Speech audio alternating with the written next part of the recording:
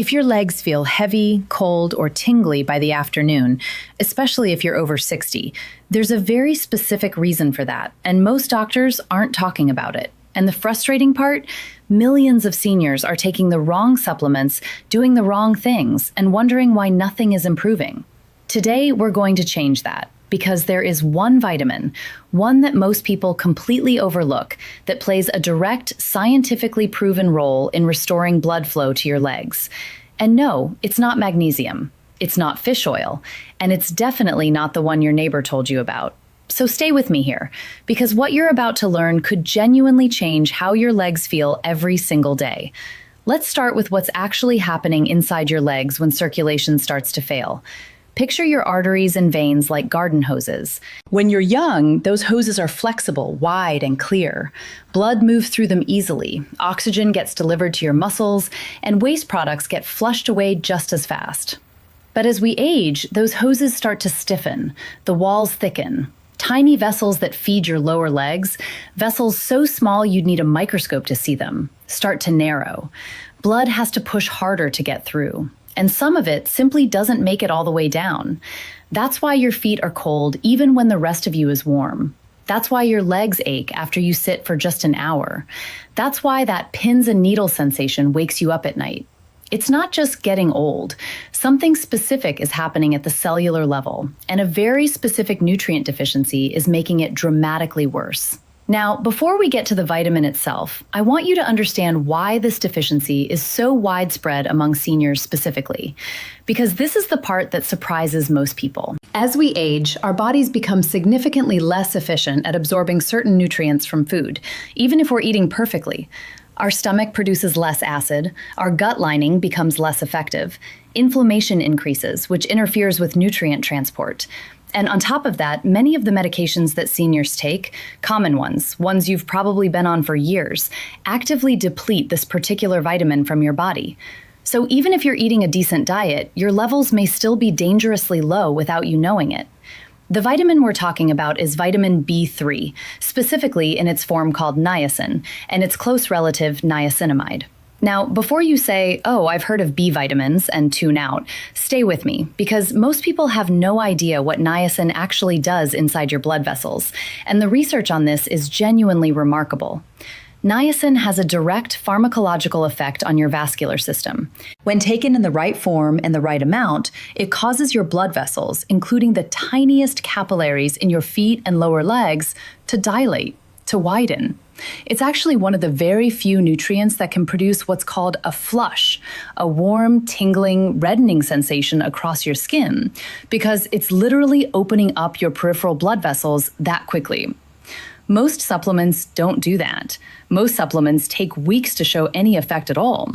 Niacin can produce a measurable change in peripheral circulation within 30 to 60 minutes of taking it. But here's where the science gets really interesting. Niacin doesn't just temporarily open your blood vessels. With consistent use, it changes the environment inside your arteries in ways that make long-term improvement possible. It raises HDL cholesterol, the kind that actually cleans your arteries, more effectively than almost any other natural compound. Studies published in the American Journal of Cardiology have shown that niacin can raise HDL by 15 to 35%, which is extraordinary. No other single vitamin comes close to that. And higher HDL means less plaque buildup, which means wider, cleaner arteries feeding your legs. It also lowers triglycerides, those fatty particles in your blood that, when elevated, make your blood thicker and stickier and harder to push through narrow vessels. When triglycerides are high, your blood literally flows more slowly.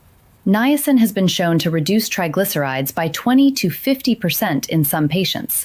Think about what that means for the circulation in your lower legs, where blood flow is already fighting gravity every time you sit or stand. And there's another mechanism that doesn't get nearly enough attention. Niacin is a precursor to NAD+, nicotinamide adenine dinucleotide, which is one of the most important molecules in every cell of your body. NAD plus is what your cells use to produce energy, and as we age, NAD plus levels drop significantly. By the time you're 60, your NAD plus levels may be half of what they were at 30. That means the muscle cells in your legs, the cells lining your blood vessels, the cells that control vascular tone, they're all running on half their normal energy supply. Niacin replenishes the building blocks your body needs to make more NAD+. And when those cells have more energy, they function better. They repair themselves faster. They respond to signals more efficiently. Your vessels behave more like they did when you were younger. Now let's talk about the different forms of vitamin B3, because this is where a lot of confusion and a lot of mistakes happen. There are three main forms you'll see on supplement labels. Regular niacin, also called nicotinic acid, is the one that causes the famous niacin flush, that warm, red, tingly feeling across your face and chest. Many people find this uncomfortable, and that's why a lot of folks give up on B3 supplementation after just 1 or 2 tries. But here's what most people don't know. That flush is actually a sign that the niacin is working. It means your capillaries are opening up. It's not dangerous for most healthy people. It's just unexpected if you're not prepared for it. The second form is niacinamide, also called nicotinamide. This form does not cause a flush. It's gentler, it's very well tolerated, and it still has significant benefits for cellular energy and inflammation. However, it does not have the same direct vascular effect as regular niacin. So if your primary goal is improving leg circulation specifically, niacin, the flushing kind, tends to be more effective for that direct blood vessel response. The third form is something called inositol hexanicotinate, which is marketed as flush-free niacin. And here's something critical you need to know. Multiple studies have shown that this form does not reliably raise HDL or lower triglycerides the way regular niacin does. Your body doesn't break it down into free nicotinic acid efficiently enough to get the cardiovascular benefits. So if someone sold you flush-free niacin and told you it would help your circulation, that's one of the biggest myths in the supplement world, and we're going to debunk it right now. The real thing, the form that works, is nicotinic acid. And yes, it causes a flush, but there are ways to minimize that, and we'll get to those practical strategies in just a moment.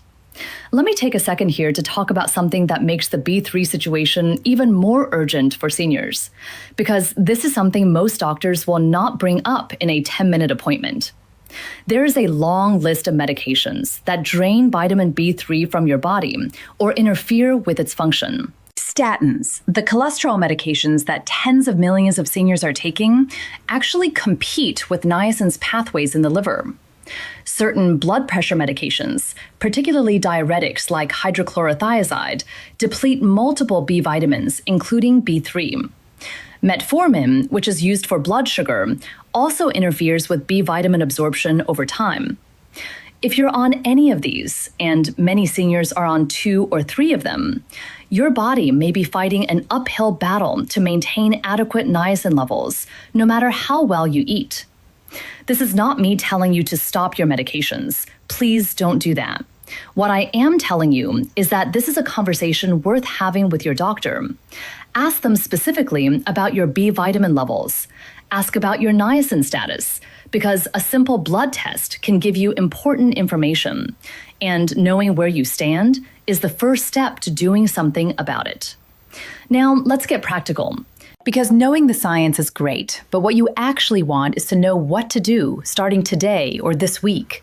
So let me walk you through 5 genuinely effective, evidence-based things you can do at home to support your leg circulation. And yes, optimizing your niacin is at the center of it, but there are specific strategies that make it work even better. The first thing is to start with food sources of niacin before jumping straight to supplements. Your body absorbs nutrients from food in a more complete, balanced way than from isolated supplements. The best food sources of niacin for seniors are chicken breast, turkey, tuna, beef liver, peanuts, and mushrooms, particularly portobello and shiitake. Beef liver is actually one of the most nutrient-dense foods on the planet for seniors, but it's fallen out of fashion. Just 3 ounces of cooked beef liver contains about 15 milligrams of niacin, along with B12, iron, and CoQ10. If you can tolerate it once or twice a week, your body will thank you. Turkey is another excellent option. It's lean, easy to digest, and 3 ounces gives you about 10 milligrams of niacin. These aren't massive amounts, but they work together with what your body already produces to help maintain baseline levels. The second practical tip is about how to take niacin supplements if you decide to go that route, and specifically how to manage the flush so it doesn't discourage you from staying consistent. The most important thing to know is this: always take niacin with a meal, never on an empty stomach. When you take it with food, especially food that contains some fat and fiber, it slows the absorption significantly, and the flush is much milder. Some people also find that taking an aspirin or half an aspirin about 30 minutes before niacin reduces the flushing, because aspirin blocks some of the prostaglandin response that causes the skin reaction. And here's the other key thing: the flush gets better over time. Most people find that after 2 to 3 weeks of consistent use, their bodies adapt and the flushing becomes barely noticeable. The mistake most people make is taking it once, getting the flush, panicking, and never taking it again. If you give your body 2 weeks to adapt, most people are completely fine. The third thing, and this one surprises people, is staying consistently hydrated throughout the day, not just drinking water when you're thirsty. Dehydration is one of the most underappreciated causes of poor leg circulation in seniors, and it's one of the most fixable. When you're dehydrated, your blood becomes more viscous, thicker, and stickier. It takes more pressure to move through your vessels. Your kidneys send signals that cause your smaller blood vessels to constrict to protect blood pressure. And your legs, being the furthest from your heart, are the first place to suffer. The goal is not to chug water all at once. It's to drink small amounts consistently throughout the day, maybe 6 to 8 ounces every hour or hour and a half. Herbal teas count. Water-rich foods like cucumbers, watermelon, and oranges count. If your urine is dark yellow by midday, that's a clear sign your circulation is already being compromised by dehydration. The fourth practical tip is ankle and calf movement exercises, specifically designed to pump blood back up from your lower legs. Your calves are sometimes called the second heart because the muscles there actually help push venous blood back up toward your heart against gravity. When those calf muscles contract, they squeeze the veins running through them and propel blood upward. If you're sitting for long periods, which most seniors are, that pump stops working. The simplest exercise is calf raises, and you can do them sitting down. Sit in a chair with your feet flat on the floor. Lift your heels as high as you can, hold for 2 seconds, then lower them back down. Do this 20 times, 3 times a day. It takes less than 2 minutes. You can do it while watching TV, sitting at the kitchen table, or reading. Ankle circles work similarly. Rotate each foot in a full circle 10 times in each direction. These movements activate that calf pump mechanism and get blood flowing back toward your heart. If you combine this habit with your niacin supplementation, the effects are noticeably synergistic. Niacin opens the vessels, and the movement drives blood through them. The fifth tip is about what you're eating and what you might need to significantly reduce. Processed foods, particularly those high in refined carbohydrates and trans fats, directly damage the endothelium, which is the thin inner lining of your blood vessels. Think of the endothelium like the non-stick coating inside your arteries. When it's healthy, blood flows smoothly, platelets don't stick, and vessels respond normally to signals. When it's damaged by sugar spikes, oxidized fats, and inflammation, it becomes rough and sticky. Plaque begins to form. Vessels lose their flexibility. And your legs are the first to show the effects because they're working hardest against gravity. Cutting back on white bread, sugary drinks, packaged snacks, and fried foods, and replacing them with whole foods, healthy fats, and high-quality protein is one of the most powerful things you can do to support everything else you're doing for your circulation. Niacin works better when your diet isn't constantly creating new inflammation for it to fight. Now I want to address some of the most common mistakes people make when they're trying to fix poor leg circulation, because some of these are genuinely making the problem worse. The biggest one is relying on compression socks as a solution rather than a management tool. Compression socks are helpful for managing symptoms, reducing swelling, preventing blood from pooling in your lower legs, and they can be a valuable part of your daily routine. But a lot of seniors put them on and assume that's enough. It isn't. Compression socks don't improve the underlying health of your blood vessels. They don't clear narrowed arteries. They don't raise your HDL or lower your triglycerides. They're a Band-Aid, not a repair. Use them if they help, but don't let them replace the deeper work of actually improving your vascular health from the inside. The second common mistake is focusing exclusively on magnesium because that's what they read about online. Now, magnesium is genuinely important. It helps relax smooth muscle in blood vessel walls. It supports healthy blood pressure, and deficiency is extremely common in seniors. We're not knocking magnesium, but it is not a substitute for niacin when it comes to the specific mechanisms that drive peripheral circulation, raising HDL, lowering triglycerides, dilating capillaries, and supporting NAD+ production. The two nutrients actually work very well together, but if you've been taking magnesium for months and not seeing improvement in your legs specifically, it's probably because what your vessels actually need is niacin, and you've been filling the wrong tank. The third mistake, and this one is important, is assuming that leg heaviness and coldness are just normal aging and nothing can be done. This is simply not true. Peripheral circulation absolutely responds to intervention. The research is clear on this. Studies on niacin supplementation, physical activity, dietary change, and hydration consistently show measurable improvements in peripheral blood flow, even in people well into their 70s and 80s. Giving up and accepting it is the worst thing you can do because poor circulation doesn't stay stable. It gradually worsens over time if the underlying factors aren't addressed. There's one more layer to this story that I think is really important to understand, and it connects niacin to something called endothelial nitric oxide synthase, which sounds complicated, but the concept is actually quite simple. Nitric oxide is a molecule your body produces naturally that causes blood vessel walls to relax and widen. It's one of your body's primary mechanisms for regulating blood flow. Young people produce nitric oxide abundantly. Older people produce less of it, partly because of aging, partly because of the dietary and lifestyle factors we've already talked about. Here's where niacin comes in again. Research has shown that niacin stimulates the production of nitric oxide in endothelial cells. So it's not just directly dilating your vessels, it's actually helping restore one of the mechanisms your body uses to regulate dilation naturally. You're not just patching a hole, you're helping your body remember how to manage its own blood flow again. And there's something else worth knowing about the relationship between niacin, NAD+, and what researchers call vascular aging. A 2020 study in the journal Nature Aging showed that increasing NAD+ levels, which niacin helps do, activates a class of enzymes called sirtuins, specifically SIRT1, which are directly involved in maintaining the integrity and flexibility of blood vessel walls. SIRT1 helps regulate inflammation in vessel walls, helps maintain the structure of the smooth muscle cells that control vascular tone, and supports the repair of DNA damage in endothelial cells. This is cutting-edge stuff, and it points to niacin as something that doesn't just patch circulation problems. It addresses some of the fundamental biological mechanisms behind vascular aging itself. What does all of this mean practically?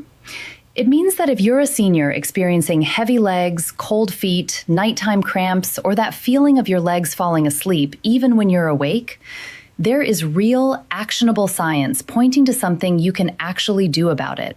It's not hopeless, it's not purely genetic, and it's not something you just have to accept. A reasonable starting point that many health professionals suggest is 50 to 100 milligrams of regular niacin daily, taken with a meal, and increasing gradually over 2 to 3 weeks as your body adapts to the flush. Some people eventually work up to 250 or 500 milligrams under medical supervision, where the effects on HDL and triglycerides become even more pronounced. But start low. Give your body time to adjust. And be consistent. The most dramatic benefits in blood vessel health tend to show up after 4 to 12 weeks of regular use, not overnight. Combining this with the movement practices we talked about, dialing in your hydration, reducing inflammatory foods, and getting adequate protein and B12, which works synergistically with B3 in nerve and vascular health, creates a comprehensive approach that addresses your circulation from multiple angles at once. One last thing before we wrap up, and this part really matters.